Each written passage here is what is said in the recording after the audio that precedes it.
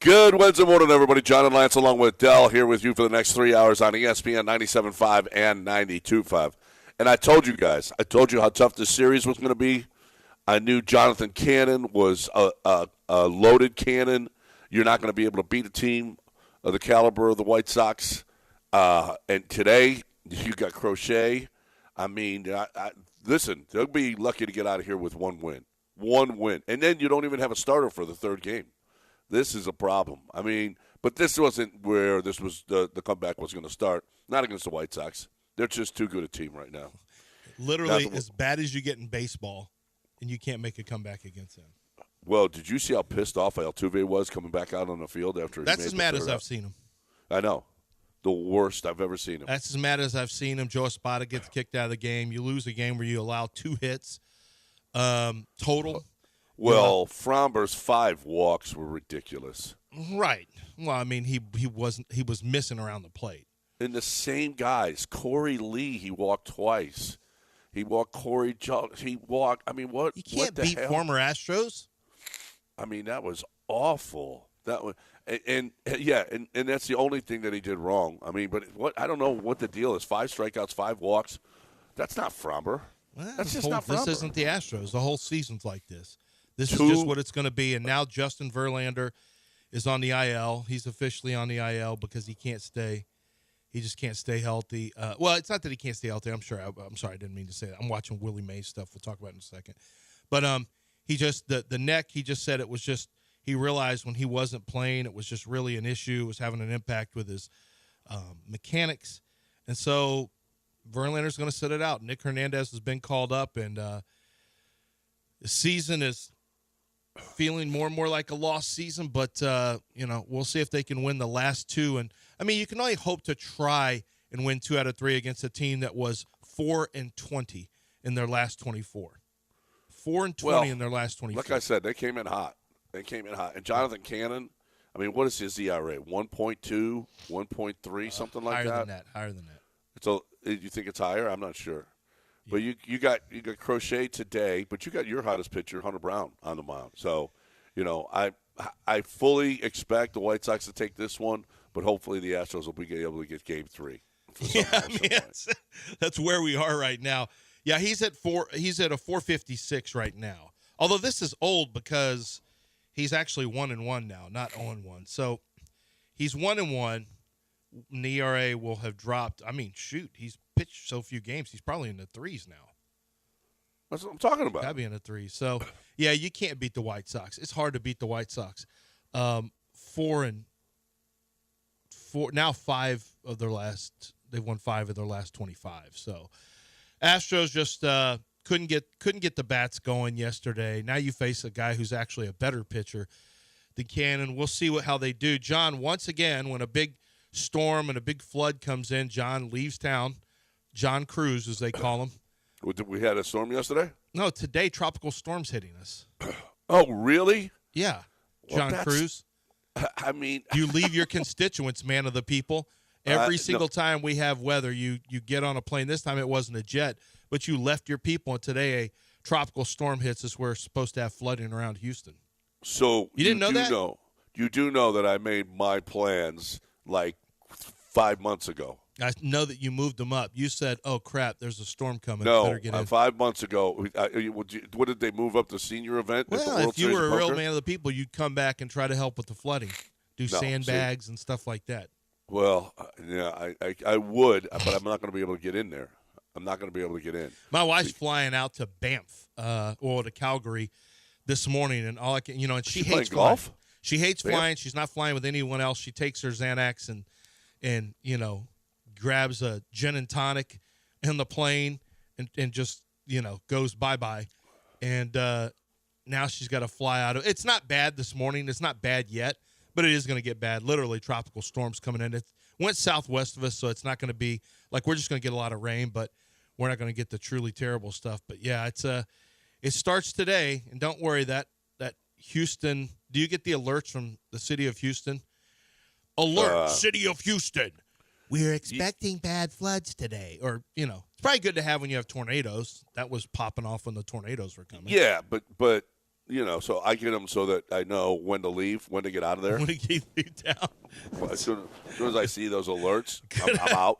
I'm beating it. Good idea. Yeah. Good idea. Astros are playing. Be careful. Astros are playing on the road against the White Sox. This city of Houston is under alert. Astros taking road trip against White Sox. They're now 14-21 on the road.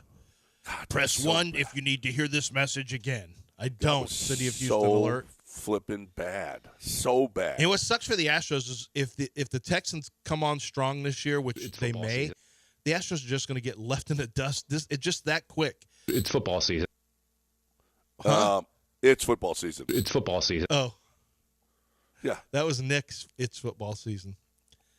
The Astros are fine. And the Rockets are great, but this is a football town. Okay? Well, I mean. It's football season. Bill tried to tell you that, and you laughed at Bill O'Brien.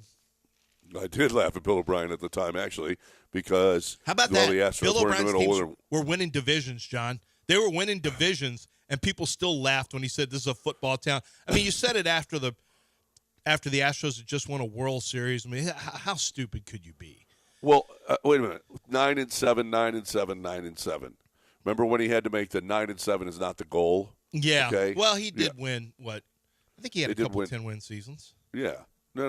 Remember when they went on a 11-game run? Didn't he? Yeah. We still were like, whatevs. Whatever. We didn't fill it up. When you hate that, when the coach is that unlikable that you don't care if your team wins that many games, that's probably not great. No, not great. No, not great. Did you watch any of the hockey game last night? Yeah. What a play at the end. Holy crap. Matthew Tkachuk saved an empty net goal with less than an inch before it goes in, swiping it, diving and swiping it with his stick. And then Connor McDavid, they're calling him Connor McJesus. Connor McDavid is there, and he hits and shoots it in, and they got a 5-3 lead, and it's over. But, man, you want to talk about frenetic. The end of the second period was about the best hockey you'll ever see in your life, and they were just able to hold them off. Third period, the Panthers pulled it within one. The Oilers were great. They were great. They kept the pressure on early on, but then they were just playing defensively, and boy, did the Panthers come at them with like their hair was on fire, and they were able to hold them off. And now it's 3-2. It's interesting. It goes back to Edmonton. You win in Edmonton, and now after a 3-0 lead, it just doesn't happen. But there's a chance that Edmonton could win this series. Yeah, they extended where Washington were on the road where the Mavericks couldn't because these series were matching each other. McDavid is just an unbelievable player. He is.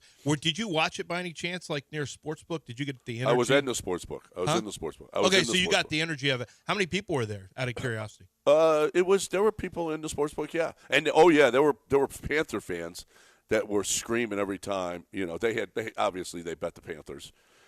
So they were screaming every time the Panthers were able to come back and score, but not at the end. Not so much.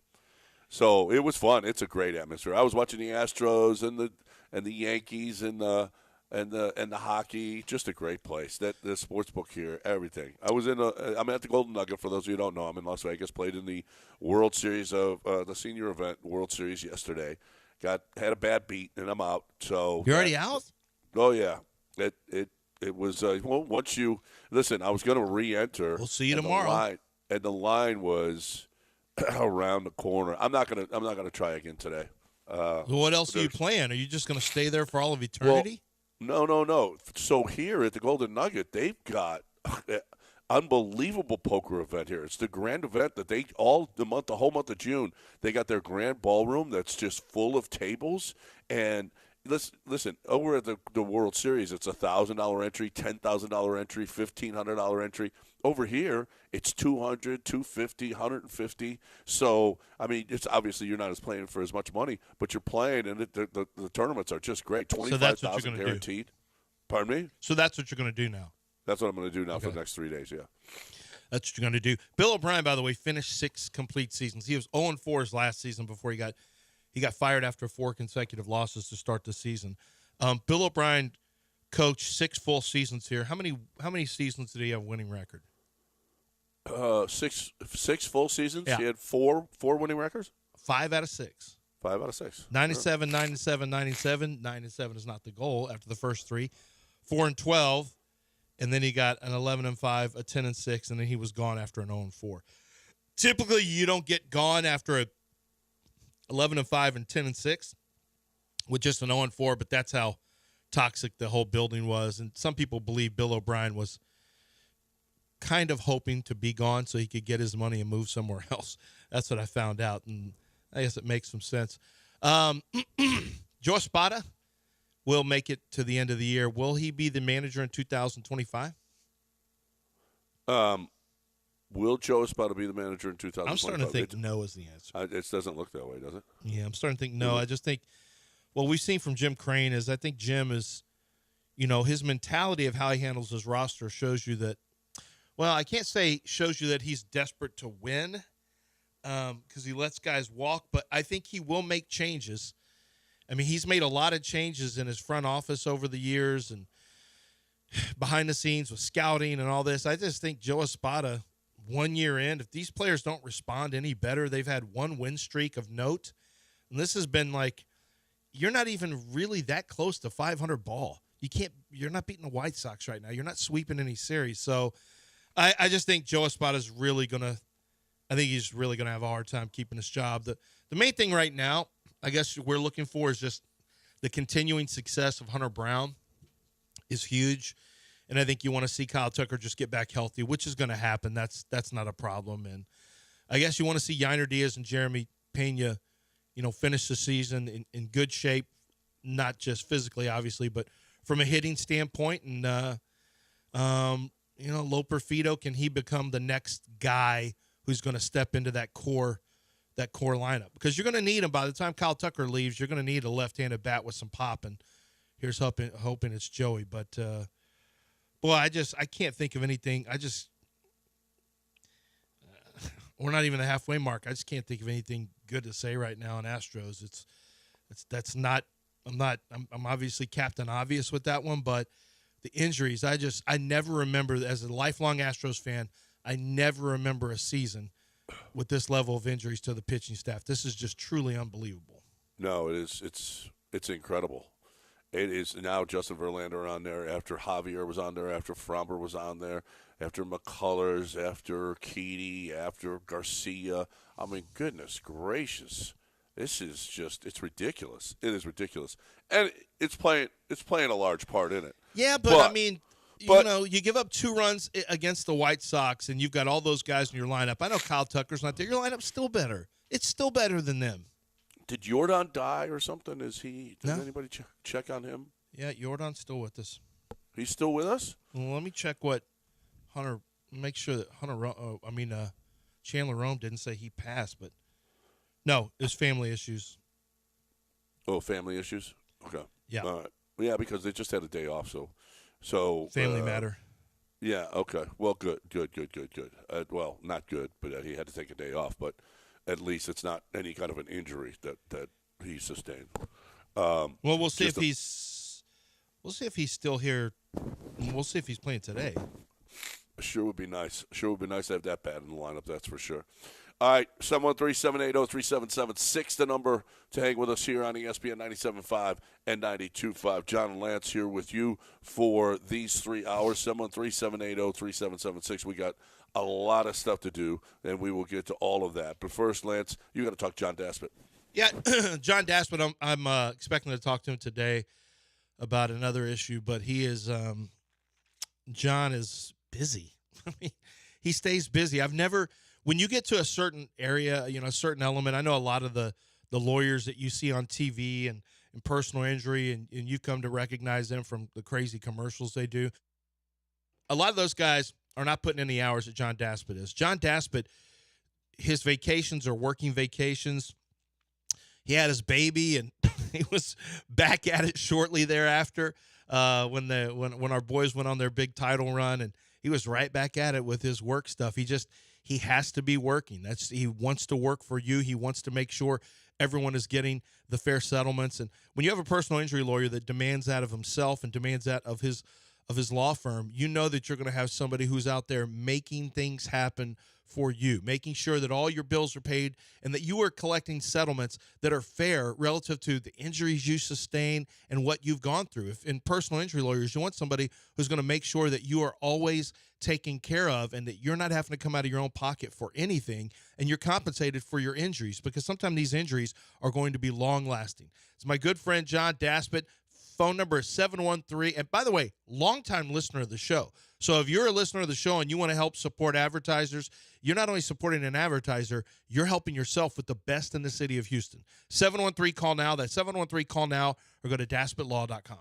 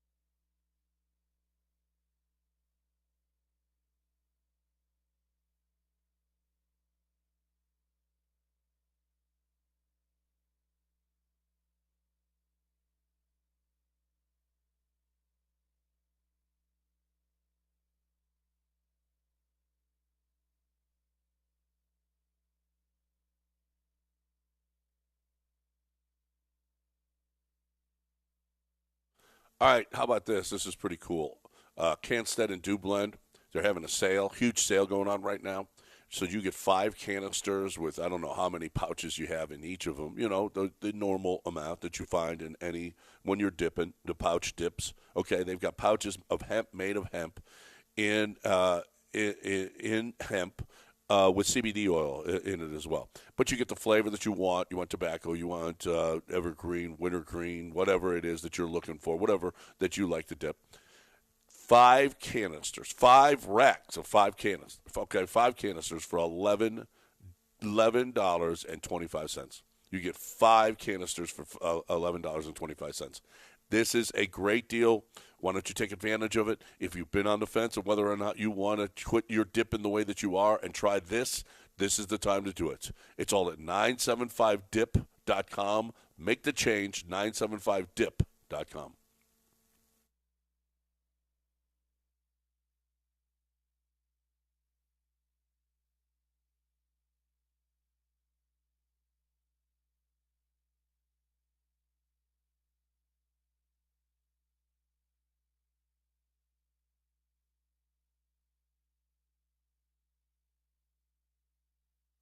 All right, before we go on, Willie Mays passed yesterday, 93 years old.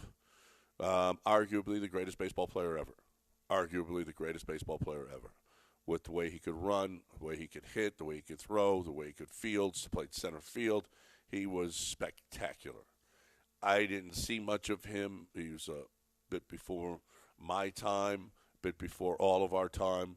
But, man, the highlights of him, he is just was – and the numbers are just ridiculous, how good he was. So Willie Mays at the age of 93, the Say Hey Kid, passed. And all kinds of I'm watching Johnny Bench and their story about Vin Scully meeting him for the first time in 2016. They were both older men. That's a little surprising. But that they met at that age, you would think Vin Scully, a baseball lifer, Willie Mays, a baseball lifer, they would have met before that, but they didn't. So that is something, just paying a little respect to that guy. He was just phenomenal baseball player. The Houston Texans training camp schedule came out. They're going to report the 17th. They start practices on the 18th.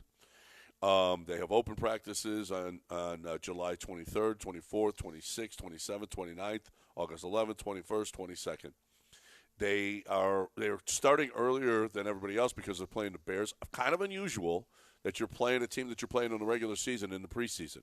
You don't see that too often. And they're going to play them in the Hall of Fame game because Andre Johnson is going to be inducted into the Hall of Fame, so that'll be cool. The Texans, got to get on up there to Canton to watch Andre get inducted and see your team play against the Bears. You don't give anything. I mean, that'll be the most vanilla football game I think you will ever watch in your life. Yeah. I mean, they usually are. So, yeah. Yeah, I mean, but especially if you're playing each other. So I'm really interested in getting out to camp. I have not been all year, and it'll be tough to see anything based on the show. But on the weekends, I can get there for the weekends. That's going to be in the middle of July. But I really I don't know. So I saw the Gary Kubiak, all the different Gary Kubiak camps. I saw a lot of the Bill O'Brien camps. Really haven't been out there but a few times after COVID because protocol sucked for 2 years. And then, after that, it was just bad football. No real reason for me to want to go out there because people didn't want to even talk about them. But now it's certainly different, and I'm excited to get back out and watch. But I'm excited to see what the energy is. Just see if anything looks different than I used to see with Texans teams of the past. Check on the pace, the tempo, the energy, the watch the players, the different body languages you have, the interactions between quarterback and receivers, interactions on the, there are things you can watch. I know a lot of practices, it's kind of, you get excited about seeing some scrimmage things but I do actually look for certain things personality wise and just chemistry wise. You go out there, you don't want to make too much of it. You don't want to build too much into it, but it's always fun to see how guys interact around each other and with each other. One of the things we saw with the Astros team that has made them so special over the years is their phenomenal chemistry and their love of teammate. And I'm really interested to see if the Texans have that going on here. I don't think it's been something that's really been hyper evident because you've had a bunch of 1-year guys. You don't have, it's not been a building full of veterans or core players who have come up with each other. It's just been a bunch of Band-Aid guys. Now it's not. Now you got core guys who are all playing together. So I'm really interested to see what the, besides just the football stuff, I want to see what the practices feel like. Do you feel like you have a championship caliber, attitude and things like that? It may seem trite, but there really is something to that. I think if you can kind of feel it when you see it, it. Yeah. So there are just a couple of battles in camp, as a matter of fact. One is the left guard, whether or not Kenyon Green is going to hold off Kendrick Green and Jared Patterson. The other one is probably who's going to play the other corner. Yeah. Is it going to be Henderson, Okudah, or Lassiter? Or is Lassiter moving inside with Desmond King? How that's going to work out? I think Kalen Bullock might be offering a little bit of a competition because Jimmy Ward hasn't been able to stay on the field. Jalen Petrie has got to be better than he was. He's got to be a better tackler. He's got to be less wild. He's got to stop missing all those tackles. Jalen's got to be better than he has been. And if not, I fully expect Kalen Bullock to be on the field a little bit this year. Do you really, if everyone's healthy? Yeah, I do. Man, I'm just telling you, after watching him in college, I really worry about his feast or famine. Like he's got great ball skills and very, very athletic, but he just takes some bad angles to the ball. You mean makes like Jalen? mistakes on the back end, like a little bit of an inconsistent tackler. These are things that that really concern me. There's a reason that I kind of wrote in the scouting report I was interested to see if teams were looking at him at corner, and I know one team that was definitely going to draft him at corner. So, he's long and fast, but I'm a little worried about that back end mentality. We'll see. We'll see what happens. I know it ain't any different than you got right now with Jalen. Yeah, but Jalen, this guy's a center fielder. He's a deeper than the deepest last line of defense. That's a little more concerning to me than somebody who plays up near the line. Well, I don't know. Jalen missed a lot of tackles that turned into huge plays. So he's got to be better. And Jimmy Ward, listen, do you expect Jimmy Ward to play 17 games this year? No, it's hard to after last year. Yeah. I know. And maybe he steps right up, but I just don't know if looking at the depth chart currently, I just don't know if Bullock rolls right to the top of the food chain. You've got, he's there right now. You got Lonnie Johnson, M.J. Stewart, who's a veteran, Eric Murray, who's a veteran, but more of a special teams guy at this point. So you got Murray and Stewart, who are veterans, who were hurt last year, but also played. Lonnie Johnson, who was one of their free agent targets they brought back. But he's going to play like he's behind Jalen Petrie, more of a downhill player. And then you got Bullock and Ward. But Bullock is really talented, really athletic. Really, there's a lot to like about him. He has to play more consistently and with more discipline to make sure he doesn't give up the big plays. But he's an intriguing player. One the Texans really sought out there in the third round. He was one they were really excited about getting their hands on him and Cade Stover in the fourth. So they got who they wanted, and we'll see what it looks like. Just looking at the roster, I think it's a middle. I think it's about a roster more. Well, I don't know, somewhere between 12 and 15. I think if you look at the entirety of the roster, they've got holes in it, but man, they've got some strengths too. The wide receiving core went from considered one of the worst in football to I got to think one of the best in football. Well, and that's funny that you say that because I've got a list of guys that are in the top 100, and the Texans have a few that we'll talk about on the other side right here on ESPN 97.5. And it's a little surprising to me, the order that they have them, the Texans in the top 100. We will do that on the other side. Right now, though, I'm talking about Access Vascular Health. I'm talking about your prostate. I'm talking about getting up a bunch of times in the middle of the night. I'm talking about not starting and stopping. I'm talking about you're at a game and you have to go to the bathroom multiple times, and it's just, wow, just stinks. Everybody in the aisle's got to get up, and it's embarrassing. But here's the deal. It's dangerous as well, because if you got an enlarged prostate, it could affect your liver, your kidneys, your urinary tract, all of these things. So you definitely want to take care of it, and you want to take care of it affordably, and you want to take care of it painlessly, and that's the main thing.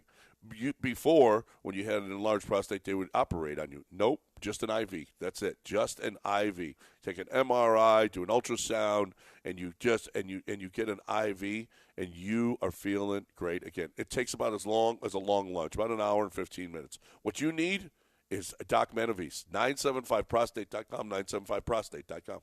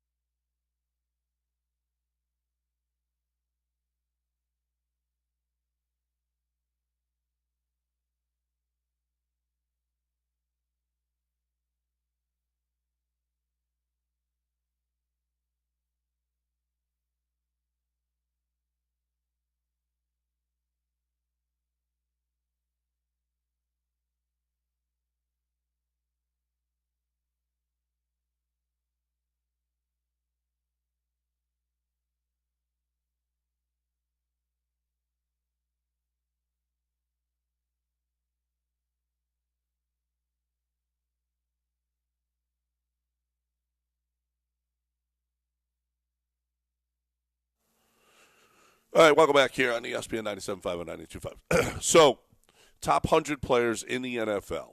This was together CBS Sports, top 100 players of 2024. Who do you think was number one on the Houston Texans? I mean, they're And probably he going came to in say 30. He came in 35th overall. They're probably going to say Tunsil. I mean, I think I'd make it CJ, but they'll say Tunsil. They said Danielle Hunter. Oh, okay. 16 and a half sacks last year. It's pretty good. Yeah, no. CJ was next at 38. All right. Tunsil, 57. Okay. I thought he might be a little higher, but that's fine. But Bill O'Brien told me he's the greatest left tackle in the history of the game. Yeah. No, I know. That's How is he 57th? That doesn't seem right. Those two numbers, those two things don't seem to coincide. No. Nico came in 77th. Okay. Stingley came in 80th. Man, you're Will talking Anderson. about half a year. Stingley's played Right. half a year of football, basically. And I think good that's football. too low. Well, I think he's got to prove it with a full season. You can't Yeah. if you're not available. If you don't play a full slate of games, it's hard to rank you high. Right. I mean, most guys play all the season. Yeah. It's 4 years in a row where he hasn't. So he needs to do that this year. Will Anderson came in 99th. Will Anderson's behind Stingley. That's interesting. I probably would have put And he was- Anderson ahead of Stingley. I don't know. I think Stingley should be higher. Stingley needs to play. Will Anderson plays. But that they have Didn't miss 6 time at guys. Bama. That's pretty good. Yeah, 6 guys. 6 guys in the top 100. That's saying something for a team that had none 2 years ago. 0. And Kenyon Green's probably just on the verge. So you almost have 7 guys. Why you got to pick on Kenyon Green? No, it's an easy one. Honestly. It was an easy one. I was thinking because they built this up with draft picks other than Hunter and giving away 2 draft picks for Tunsil. The other guys are all draft picks. Yeah. All Nick's draft No, picks. they did a hell of a job. Next up on Nick that list Casario. would probably be they won't say this because it's too early and he only played half a season, but Tank Dell's going to be the next up on that list more than likely. Yeah, depending. Yeah, if he stays healthy, if they don't put him at left guard. I don't think Maybe you have. maybe No, he won't be left guard. Okay, maybe the competition is Well, he was Patterson, playing right Kendrick guard. Green. Sean He was playing right guard, though. So Sean is never going to ever Never. not talk about him as a guard. And to be fair, Well- he was the 6th offensive lineman. He wasn't a guard. He was on the outs. And he just got He shoved was inside. He was a tight formation, dig out the safety No, slot. it was That's their- all that was. They brought in Brilliant. Tank for their jumbo package. He was the 6th offensive lineman. He just got Brilliant. pushed inside. Yeah, you just want to go get rid of that safety on a 1-yard run. I mean, come on, a 160-pound guy trying to get rid of a safety in by the. Oh my God. It's just Bob. Moving him Me and Bobby are good inside friends, to move out but the safety. me and Slovic are good friends after that ride to the combine. But I just felt it wasn't Well, you appropriate should for me to pronounce his bring name that. right then. If you two are such good friends. Oh, it's Slovic. Yeah, I keep saying Slovic. I keep thinking of Slovak Since from you're best, Channel since 13. you guys are besties. I keep thinking of your guy from Channel 13. No, Bobby. I didn't want to. I wanted to say Bobby. What were we doing with Tank? But I just thought, haven't known him long enough to do that. So, I'm probably didn't- not going to do you it. Yeah, just like Minji Lee. I didn't know her enough to. And I still ask, like, what was the most painful thing that's ever happened in your life? Like, did you ever miss putts, like 3-foot, 4-foot putts, like Rory? Like, if I could do it now, if I could go back and like, if we could do it now, if I could have a ride with Minji Lee, who I rode next to, an LPGA golfer, and I ask her all kinds of questions. Can I tell you how terrible of a person he is? It's just, what's the worst thing? Instead of, no. Your career's been great. Let's talk about that. What's the worst thing that ever happened to you? Your grandparents die? I have an example of just another reason why he's a terrible person. He comes in today talking about how great of a person he is, about how he got someone a full-time job, and he threw out the ally word a couple times too. Look at me, I'm such an ally. And then he tops it off by going, you know what? This person's gonna bring in food to thank me, and you know what I told her? Don't bring it in until Dell's show starts, so he gets none of it. What a vindictive, awful person. Just wait a minute. Absolutely hateful. And I won't get any of it either. Well, I mean, think about it. I mean, that's the understated part of this. What did you do? Nothing. He told this person to come in while you weren't here, but he also let it be known, hey, make sure. I'm going to let it be known. Make sure 10:20 to come in at 10:20 while Dell's doing a show, as if I couldn't simply walk out the room during a break. But still, that was his thought process. I'm going to tell her, keep it quiet, and let's make sure that Dell doesn't know. Then why'd you already give me the time? Well, I'm going to switch the time up, obviously. Oh, okay. But I don't want Yeah. I don't want Dell to reap any of the rewards of my hard work. What my hard work? allyship. So, sorry. This is the person you've dealt with for 20-plus years? Who? No. Trying I'm talking to keep John food. about you. Yeah. They're trying to keep food out of your mouth. Dell. For no reason at all. None. This person is so generous. They're like, thanks for helping me out. I'm going to bring food for people. And he's like, wait until he's busy doing something where he can't leave the room. Should I include you on every thank you note that somebody sends me? Or No, that's when not the Grandma point. Zerline and Grandpa Zerline send me a $50 bill for my That's birthday, it. That's should what I give you some of my birthday money? No, but did you ever tell them, hey, make sure you don't send enough for Dell to have some? No. Why would you even mention me? Just the food's coming. Who cares? The food's coming up. Why would you care enough to tell You know her? where they put special instructions when you have food delivered? Sure. Special instruction, you tell them, leave it here, whatever. Under special instructions, I just put, make sure Dell doesn't get any. No, that's the same. That's not what you did. That's what my special instructions You are. didn't even tell this person your reasoning. You just said, hey, come in at 10:20 with food. But your reasoning in your head is like, Dell won't be a part of it. Well, frankly, I want it after 11 so it can be more of a lunch. I don't want a breakfast food. I want lunch food. And I'll tell you what I want. Don't bring me something. Well, I know. And if you bring it in during Dell's, I'm out of there already. So you're just the worst person ever. Listen, Yeah. this is 25 the guy. years. Yeah. I've been So? bringing you food for 25 years. This is not. As soon as you get some, which is never, you do it after our show. Yeah. Bad person. Because I'm the Bad. one who helped. I'm telling you. I'm the one who helped. I help people. I help people too. All John does is talk about people's moms. Well, He talked about your they ta- mom. they He talk- talked about Mary's mom. well, they did talk about his paycheck when he talked about their moms. They What? meant. You remember they were like, hey, maybe John should give us some of his money, and that's how you responded with what you responded with the Wheelhouse. Isn't that how Oh, that all yeah. started? Yeah. Yeah, that's right. You said, I'll do all your moms, or whatever you said. You said No, that I to a did whole not. radio show. He said that. I did not. He said something That's- like that. That is nothing That's what like the streets I are said. saying you said. Yeah, The that street is said you nothing. threatened to do something to people's moms. That's just, you guys are the worst people ever. You said it. It Wow. wasn't us. I didn't Yeah. make that up. Does that sound like something John would say? In response, Absolutely. In response to someone trying to take food out of his mouth or Yeah. money in this case, yes, Yeah. yes. Yep. It does. It sounds That's- like you. It tracks. Well, they were How the hell did I we didn't get on say this? that though. You that I'll do all you, I you never- mentioned I their never- that's mothers. the I don't word. know what you said, but Yeah, it something wasn't about their that. something about their moms. I don't Your know. mom gave birth to this? No, it wasn't Maybe that. you said that. It was something about their mothers, which was disrespectful. Yeah. Like when he asked you if your mom was in Chicago. Now he did you intimate got that he might pregnant. have he Yeah. might be my dad. Yes, he did do that. He No. did. He did. I don't remember that either. You don't guys make remember stuff anything. up. You did say that. You don't remember all the You know terrible how, things you know you've how done. since the Astros are making us miserable. Let's tell this story. I remember this. It was my first, like within a first 2 to 3 weeks back here after my first firing, and they're like, you know what we're gonna do? We're sending John to Las Vegas back when you were working on National, and we're gonna send Dell out there too because John isn't good with equipment. So Dell, you're gonna set him up. You're gonna get a chance to stay at a hotel, and on the first day there, he goes, Did your mom ever go to Chicago? I'm like, no, I don't think so. He goes, well, you know, you never know. I'm like, what do you mean? I never know. Could be your dad. What do you mean? God.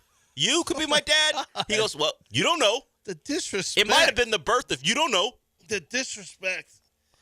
He intimated that he and my mother might have had Well, a did relationship. you ever ask her? See, Did this is you what he ever did. ask her? Yeah. This is what See, he did. does this. Yes. And then he goes, I didn't do this. I didn't say anything. I never said I didn't anything say about anything. doing All the I'm saying is- wheelhouse's mom. Did you ask her? That's all I said. I did ask her. In fact, she's heard. Let's tell the story before. She goes, no, I've never been to Chicago. If you think your mom was Oh. with John, 713-780-3776. If John might be your dad and you're owed back child support, 713. Yeah, that's the other thing. Are you my dad? Yeah, maybe you are his dad. Maybe you owe me Maybe money. you come up with a little something. Yeah, no, I don't know anybody anything. Beat it, all right? Maybe some kids in Spain when I spent a year there. That's it. Oh my gosh. That's it.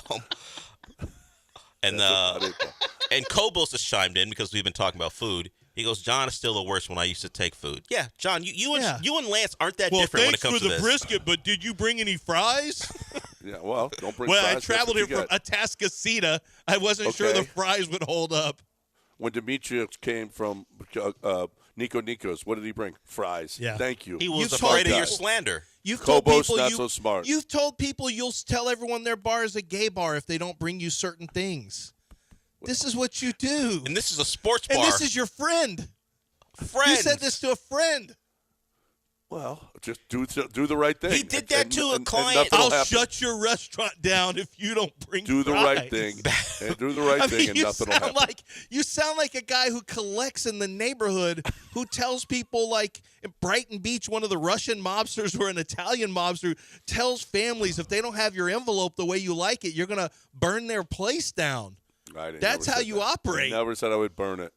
He's But never said that, listen, but one time What, we're telling troubled men stories. meetings on Fridays? Oh, I said You that made because up. he did put me on his little sign when he put you guys on there. It was I was responding. What in happened? I was responding in kind. Nick's place. I said Nick's closed on Fridays for troubled men meetings. But you also were about to tell another story on John. We were having a food week back when 97.5 like first came over here, and it was just, hey, we're having local restaurants in, and this person we didn't have a real relationship with brought in food, and John on the air slightly berated him, but no one knows John's real personality. This guy doesn't know John, so John's just yelling at him about not bringing fries. This guy never came back. We never heard from that guy again. Oh no, he's my buddy. Who was it? Hey, it's not your buddy. Stop it. He's my buddy. yeah. Who was it? He was yelling at him about not bringing fries. This is great, but where are the fries? And the guy doesn't Who doesn't know bring John, fries? and He he's doesn't probably know, like, he oh doesn't my know John. God. Doesn't know what John's What an about. Have a sandwich ungrateful without guy. fries. It's ridiculous. He immediately That's took ridiculous. 97.5 off of his presets. Yeah, it's like this. I'm not going to be a client here. 790 beep. Well, we lost one. Oh well. Immediately replaced you with whoever was on then. That's not the first client I've lost. Don't worry. And it won't be the last. I want to talk. Here's one I don't want to lose, and that's Brinkman. Brinkman Quality Roofing Services. And quality is in the name. It's in the website. Brinkman, BRINKMANN, 2 N's at the end. Here's the deal. I've been talking about this. You really, they've been around for 50 years, okay? Jason is doing it now. His dad. The Brinkmans know roofing better than anybody. And I've told you this before. If a guy comes knocking on your door to help you, oh, look at your roof, you need some, don't do it. Do not do it. They're right. You do need some work done on your roof, but don't let them do it because they are going to mess it up. Jason says he has to fix more of those fixes than regular work that he does. It's unbelievable. And they do everything.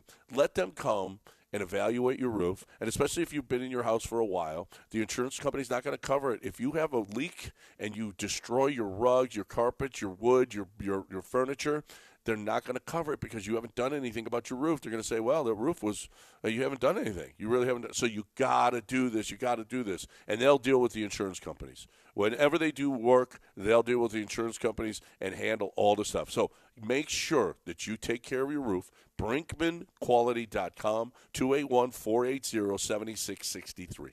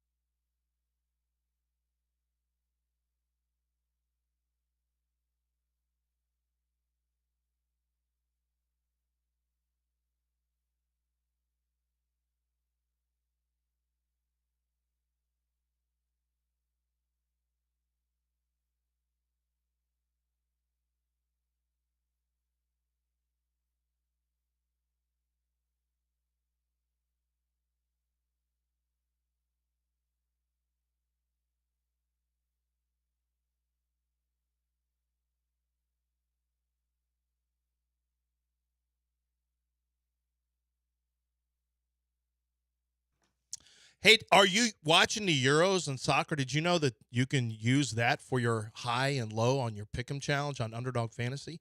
You sure can. You can use baseball all the time as well, Major League Baseball. Basketball's over now, so let's turn to baseball. Let's turn to golf. Let's turn to UFC. Let's turn to, hockey is still going on, the Stanley Cup. Let's take a look at the Euros. There's still, as an old friend Jackie P used to say, the trumpet plays every day, meaning there's sports activity every single day, and you've got a chance to play the high and low Pick'em challenge on Underdog Fantasy. Use promo code Lance. They are going to, on your first deposit, they're going to put a special mystery pick in your lobby, which is basically an easy winner for you. You'll just go higher than that. It's going to get there for you, and you got a chance to have one easy winner there for you. But you have to match it with at least one more. You have to pick between 2 and 5 players. And what happens is you get payouts for 2 and 3 and 4 and 5, and they're all different. It obviously escalates and goes higher and higher on your payout.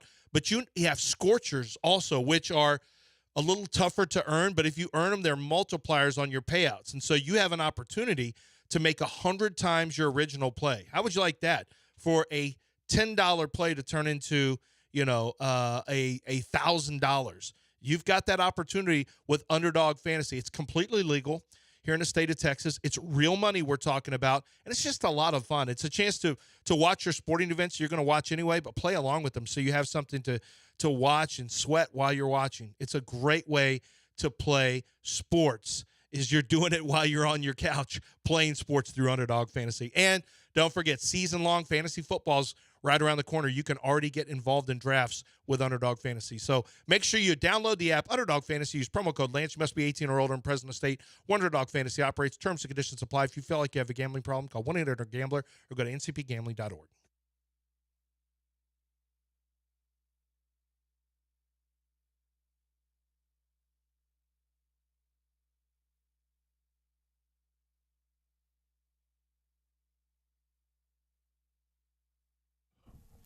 Did y'all see they had 110,905 people in Kyle Field for George Strait? I did. Lance was having a conversation with one of our colleagues from the Latin station. It was Parker McConnell, was that the other guy who was there? But George Strait, packed it in. 100, like you said. I looked at some of the pictures. Didn't look like they were great seats for anyone. I don't know if Kyle Field's built to host concerts. No, I mean, he's a little fella. Well, they do. Know. Well, even the stage wasn't big. He didn't get the Taylor Swift treatment at all. Man, what did the upfront tickets cost? Holy crap! But I saw videos from up top, up high.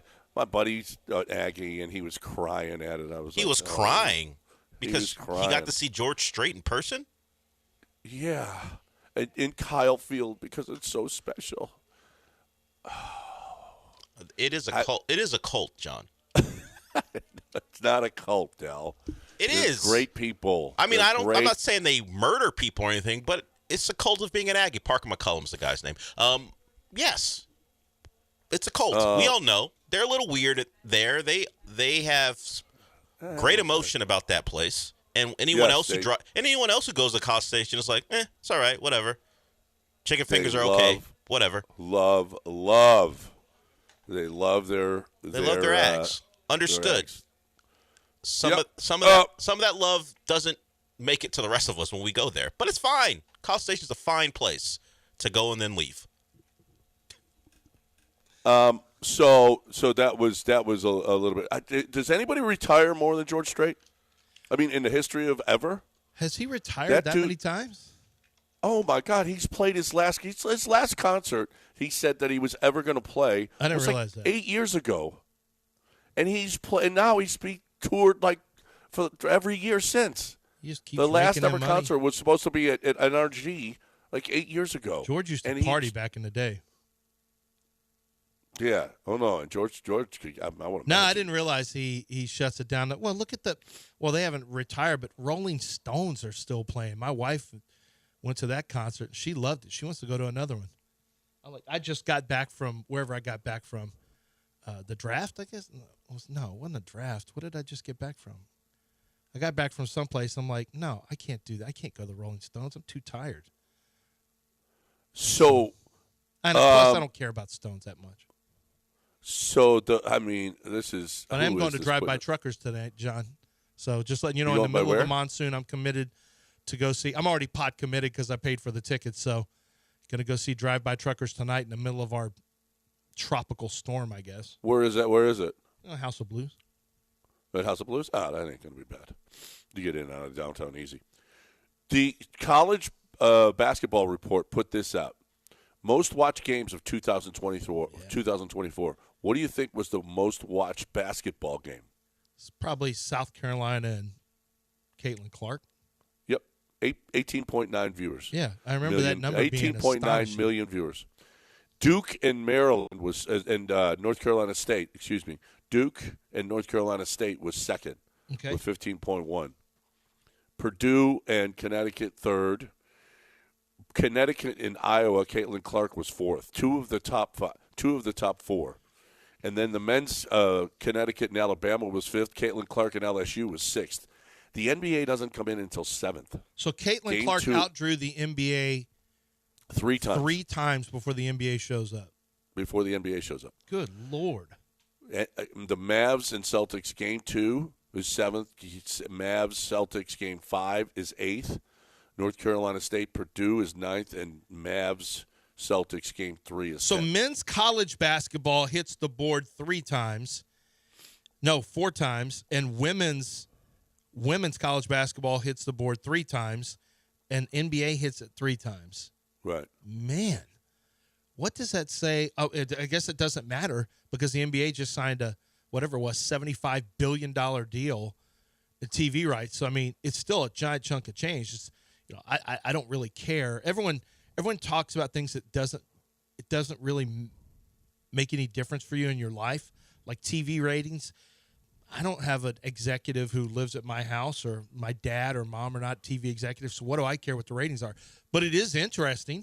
It is interesting that the NBA, who's going to make a ton of money, but, man, from a number standpoint, I mean, the NBA getting outdrawn by college, by Purdue, by Alabama women's and games. UConn. Look, the Caitlin Clark thing that's a Hideo. We've seen this before. Jeremy Lin, Hideo Nomo. We've seen these insane, mega games. But Alabama and UConn in the tournament outdraw the NBA Finals?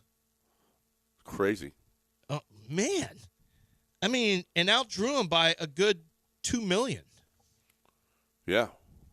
I don't know if the NBA wasn't a great product. It's not a great product. As much money as they're giving these guys, and as much, it's just I think the style of basketball is just not conducive to, sitting down. It's not enjoyable to watch. It's just not. The Luka James Harden style of basketball, Steve and Coutinho, it's just not to me. I mean, I like Norman Dale ball. That's me. I mean, I want 5 passes, okay? I want 5 passes before we shoot. Do not shoot before 5 passes. That's me. Yeah, you ain't never being you better stick to college basketball at Wisconsin. Yeah, Tony, I'm gonna You're just a Tony Bennett. Bennett basketball, Virginia. You're a Bennett, yeah. You're not a Joe. Here's what I know you're not. You'll never be the head coach of the Celtics, who their entire game plan is math. It's literally just we get the threes up. It's a Daryl Morey ball. We shoot. The math will overcome you. Our three attempts will overcome you. I mean, they use Morey's formula in terms of the math of the thing. I mean, Daryl Morey has had a tremendous impact on the way the NBA plays basketball now.